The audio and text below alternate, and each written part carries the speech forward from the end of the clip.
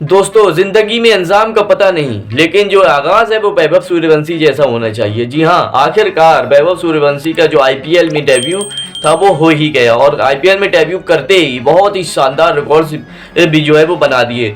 और जो दूसरी रिपोर्ट्स निकल कर आ रही है पॉइंट्स टेबल के हवाले। जी हाँ, पॉइंट्स टेबल में क्या चल रहा है, किस तरह की जो है वो पॉइंट्स टेबल में लड़ाई चल रही है, कौन प्लेऑफ में जा रहा है, कौन प्लेऑफ से बाहर हो रहा है, ये सब जो है वो पॉइंट्स टेबल की जो है वो बातचीत होगी। और तीसरी बड़ी रिपोर्ट जो निकल कर आ रही है, ईशांत शर्मा और आशुतोष शर्मा की तरफ से। जी हाँ, इन दोनों में बहुत ही तगड़ी जो है वो लड़ाई देखने को मिली है। जी हाँ, जैसे कि आप लोगों को पता होगा दिल्ली वर्सेस जीटी का मैच था, उसमें ये लड़ाई हुई है। और चौथी बड़ी रिपोर्ट निकल कर आ रही है दिग्वेश राठी को आप लोग जानते होंगे, जो उनका सेलिब्रेशन है नोटबुक वाला, उसमें जो है वो एक जो बड़ी रिपोर्ट्स निकल कर आ रही है। तो सभी रिपोर्ट जो है वो कुछ इस प्रकार मैं आपको देता हूँ। जो पहली रिपोर्ट्स निकल कर आ रही है, जी हाँ, वैभव सूर्यवंशी ने इतिहास बना दिया है। 14 साल की उम्र में उन्होंने आईपीएल में डेब्यू कर दिया है और पहली ही गेंद पर शार्दुल ठाकुर को छक्का मारकर उन्होंने इतिहास रच दिया है।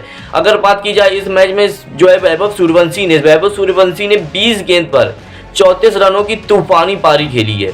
जी हाँ, 34 रन की तूफानी पारी खेली है। वैभव सूर्यवंशी पर की जो उम्र पर बहुत ही ज़्यादा सवाल उठ रहे थे। वैभव सूर्यवंशी ने एक इंटरव्यू में ये भी बताया था कि जो मेरी उम्र है वो कागजों के हिसाब से ज़्यादा है, लेकिन वैभव सूर्यवंशी अगले ही पल जो है वो अपने इस जो है वो मुकर गए। उन्होंने कह दिया कि 14 ही साल उम्र है। लेकिन जब उनकी बोन टेस्ट हुई, वैभव सूर्यवंशी की जो बोन टेस्ट में ये पता चल जाता है कि उम्र कितनी है कितनी नहीं है। तो वो उस बोन टेस्ट में वैभव सूर्यवंशी की जो उम्र है वो ज़्यादा बताई जा रही है। जी हाँ, 14 साल से ज़्यादा की उम्र बताई जा रही है उस बोन टेस्ट में।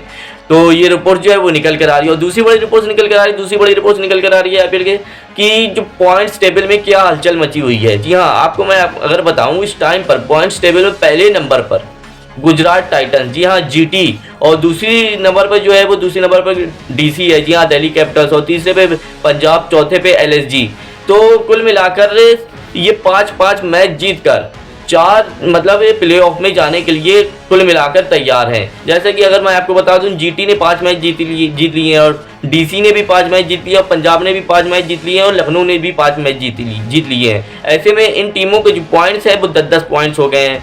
तो ये जो टीमें हैं, जो टॉप की 4 टीमें हैं, वो पॉइंट्स टेबल में जाने के लिए बिल्कुल लगभग तय है। लेकिन बस एक ही जो टीम है उसका झोला झाला हो सकता है, जो कि लखनऊ है और आरसीबी है।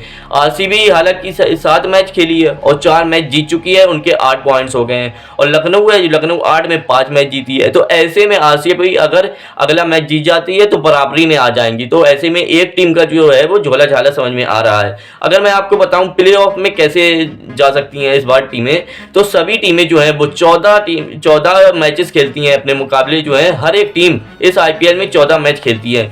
14 मैच में से जो खेलती हैं उसमें 4 टीमें जो हैं वो प्ले ऑफ में जाती हैं। अगर मैं आपको बता दूं तो 14 मैच में अगर 9 मैच जो है आप जीत जाते हैं, एक टीम 14 मैच में 9 मैच जीत जाती है तो उनका प्ले ऑफ में जाना पक्का हो जाता है। अगर 8 मैच जीत जाते हैं तो 8 मैच में भी प्ले ऑफ में चले जाएंगे। लेकिन 7 मैच ही जीत पाई, अगर कोई टीम 7 मैच ही जीत पाई तो वो भी जा सकती है प्ले ऑफ में। लेकिन कैसे?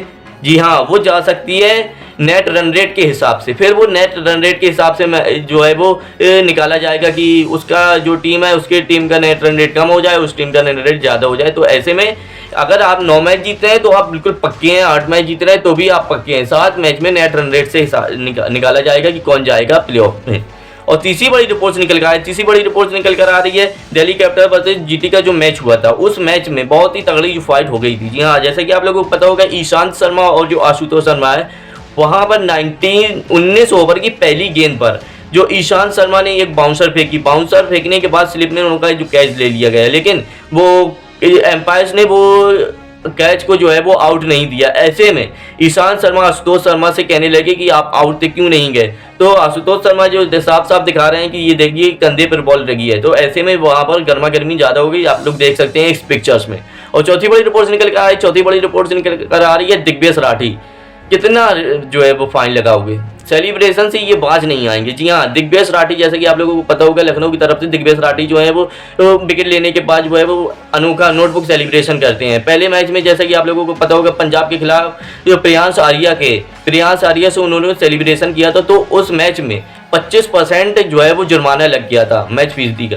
जैसे कि आप लोगों को पता होगा 3,25,000, जी हाँ 3,25,000 रुपये दिग्विजय राठी को देने पड़े थे।